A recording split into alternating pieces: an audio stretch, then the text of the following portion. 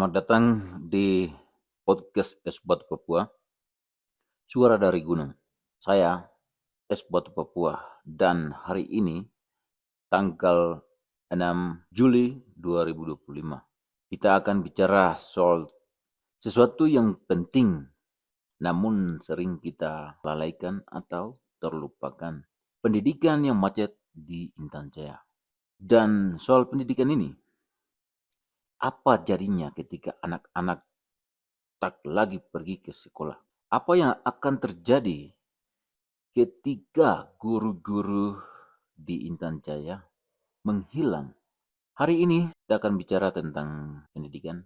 Pada bagian pertama, mengapa sekolah-sekolah kosong? Pendidikan di Intan Jaya hari ini bisa dibilang lumpuh.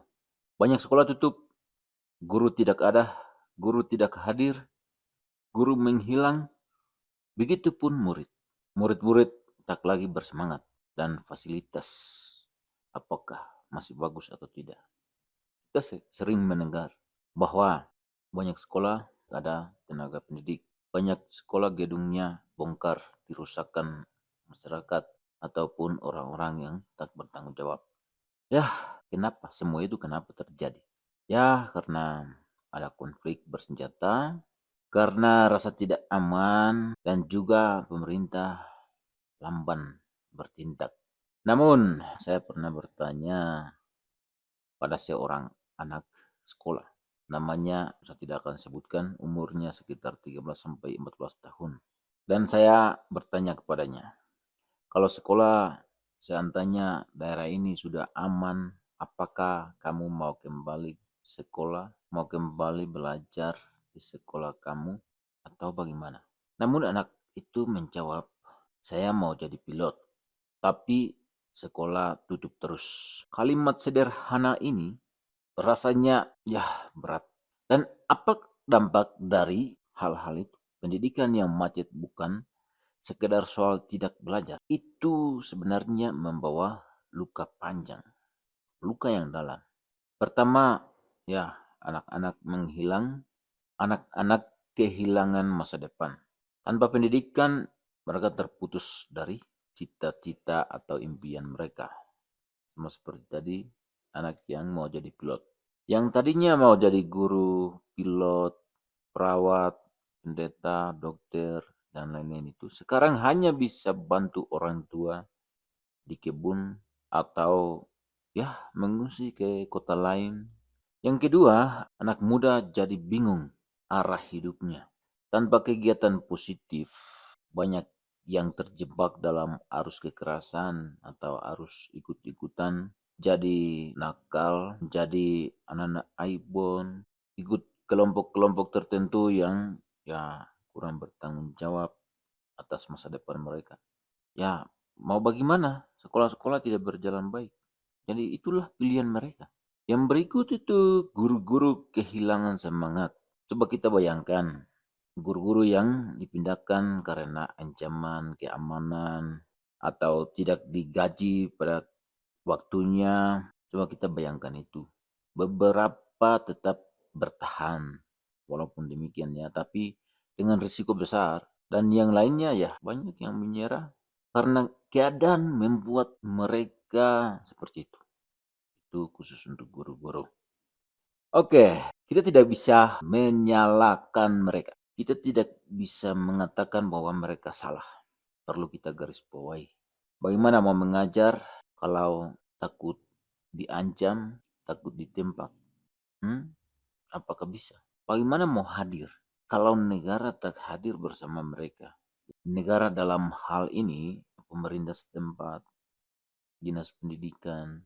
Walaupun demikian, adapun pendapat dari warga itu berupa harapan beberapa tokoh adat, gereja dan relawan dan juga para tenaga honorer biasa tanpa digaji, mereka tetap berjuang. Perjuangan mereka bagaimana? Kadang mereka ajar di rumah-rumah ibadah, kadang juga di tempat-tempat umum seperti balai desa, dan juga membuat kelas-kelas darurat seperti pakai tenda dan mengajar. Yang penting anak-anak itu harus tahu baca tulis. Jangan sampai terganggu dengan hal-hal yang menghambat atau membunuh masa depan mereka. Mereka adalah cahaya di tengah gelap, tapi mereka juga butuh dukungan dari kita semua, dari semua pihak. Tidak bisa hanya masyarakat yang berjuang, sementara pemerintah pusat dan provinsi masih mencari solusi dari dulu sampai sekarang. Dengan melihat pendidikan seperti ini, bagaimana solusi kita? Pendidikan di Intan Jaya bisa disamakan dengan kota besar. Solusinya harus kontekstual, semua pihak bersatu untuk berani melawan situasi dan juga berpihak pada anak-anak Papua. Itu untuk menyelamatkan masa depan mereka. Ini beberapa hal yang perlu diambil dan bisa dilakukan. Yang pertama adalah pendidikan aman.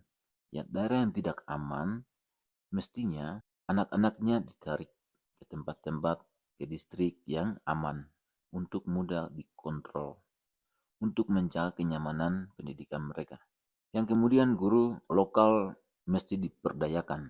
Ya, ente pemuda biasa, tamatan SMA, tamatan kuliah, pendeta, gembala, aparat desa, itu kita bisa manfaatkan perdayakan mereka untuk bisa membantu program percepatan pendidikan di daerah-daerah seperti ini. Kemudian didukung juga dengan teknologi sederhana, buku-buku bacaan, buku tulis, alat membaca itu perlu dibantu dari kita semua, dari semua pihak yang peduli akan pendidikan. Yang paling utama alat teknologi yang bisa difungsikan secara offline, karena daerah ini susah untuk online. Yang kemudian pemerintah harus hadir nyata, harus hadir dengan nyata di tengah mereka untuk memberikan harapan bahwa masa depan mereka tidak akan hilang, tidak akan hangus. Bukan hanya datang saat kampanye, saat ada maunya, tetapi hadir setiap hari, hadir setiap saat dibutuhkan. Para saudara yang terkasih, kita sering bilang pendidikan adalah hak dasar.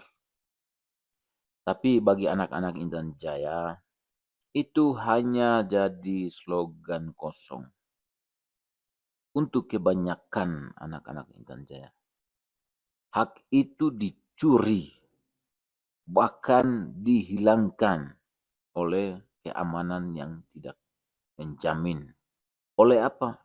Oleh senjata, oleh ketakutan, oleh diamnya birokrasi. Sahabat Es Batu Papua yang terkasih, kalau hari ini kamu bisa dengar cerita ini, artinya kamu punya akses, kamu bisa baca, kamu bisa mengerti. Tapi ingat, ada ribuan anak di Intan Jaya yang tidak bisa. Mari kita bersuara, mari kita jadi jembatan, karena suara dari gunung harus didengar dunia. Saya, Es Batu Papua, pamit. Kita jumpa lagi di episode berikut setiap hari Minggu pukul 7 malam. Terima kasih. Amakani Amolongo. Wah, wah, wah.